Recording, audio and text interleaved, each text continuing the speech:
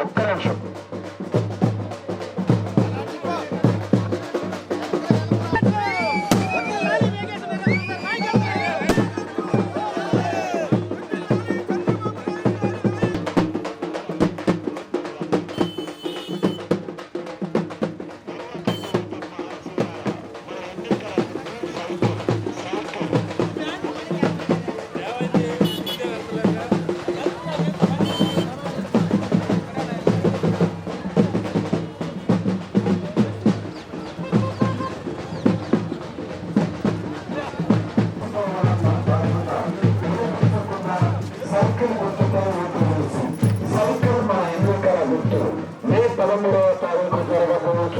ఎన్నికల కురుక్షేత్ర రణరంగ సదరంగంలో కాటక్క నియోజకవర్గ తెలుగుదేశం పార్టీ అభ్యర్థిగా ఉమ్మడి అభ్యర్థిగా మన మధ్యకు వచ్చారన్న సైకిల్ సైకిల్ సైకిల్ గుర్తుకు ఓటివ్వండి అంటూ అదిగో చైతన్య రథముతో ప్రేమతో చిరునవ్వుతో మీ అందరి ఆశీస్సులు అందించండి అంటూ మన మధ్యకు వచ్చేశారు మన ప్రియతమ నేత నరేంద్ర వర్మ గారిని అఖండమైన మెజార్టీ.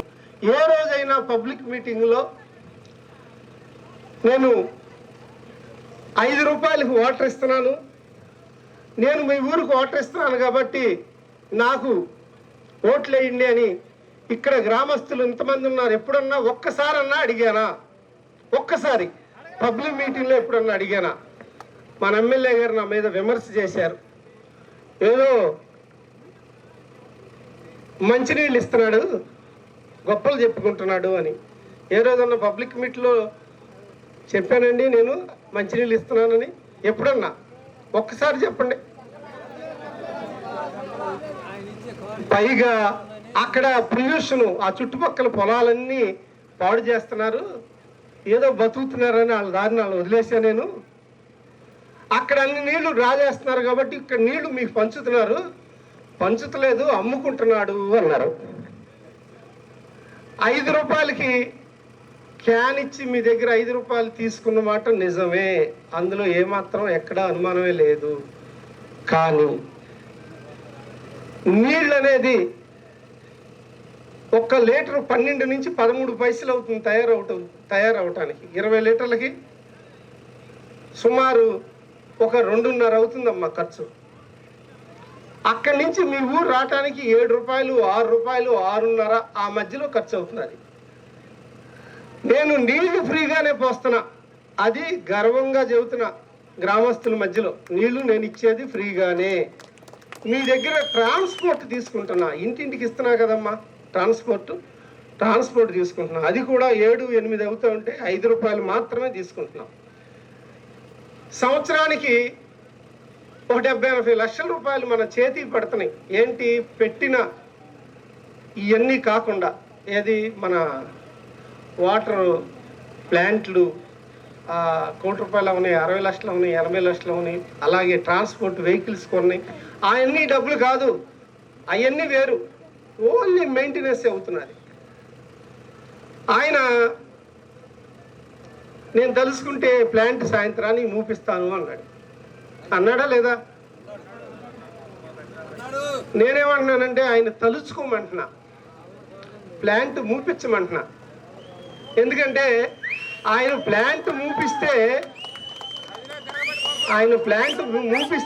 అది తెరవటానికి నా ఆస్తులు చాలవంట. సరే, నా ఆస్తులు కరగనియండి, ఆయన ప్లాంట్ మూపించాలా, నేను అది తెరిపించుకోవటానికి నా ఆస్తులు అమ్ముతా, అవసరమైతే ఈ ప్రజల కోసం ఆస్తులు కూడా అమ్మేస్తా, దానికి సిద్ధమయ్యాను నేను.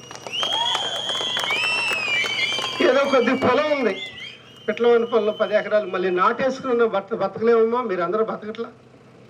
నేను ఎప్పుడు కూడా కోన రఘుపతి గారు అని అంటానే కానీ వాడు వీడని అన్నం, నాకు అది నేర్పల. ఆయనకి గవర్నర్ గారు చేశారు, ఎమ్మెల్యే చేశారు, కొడుక్కి ఆయన ఏరా అని నేర్పినట్టున్నారు ఆయన. ఆ రోజుల్లో మనకు తెలవట్లా, ఎవరినైనా ఏరా అంటాడు, ఏరా అన్నాకే ఏదైనా.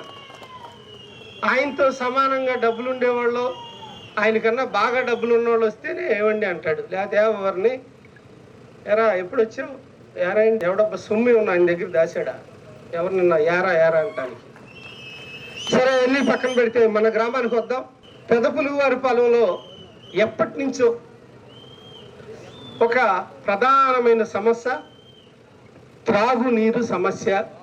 అలాగే మన గీదకి నీళ్లు పట్టాలన్నా భూమిలో వాటరే నీరు, దానికి సెలనిటీ ఉంటుంది. ఇక్కడ ఎక్కడి నుంచో గేదెలు తోలుకొస్తే ఇక్కడికి వస్తే 8 లీటర్లు వచ్చి ఇచ్చే 6 లీటర్లు ఇచ్చేయాలా 2 లీటర్లు పడిపోతాయి.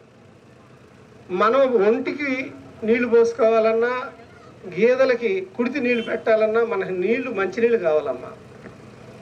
మీరు తాగటానికే కాదు మంచినీళ్ళు, తాగునీరు అంటే మీ గేదెలు తాగటానికి మీరు పోసుకోవటానికి కూడా మంచినీళ్ళు కావాలి. అందుకని 2 పూటల ప్రతి ఇంటికి కుళాయి వేసి శాశ్వతమైన నీటి పరిష్కార దిశగా నేను హామీ ఇస్తున్నా మీకు.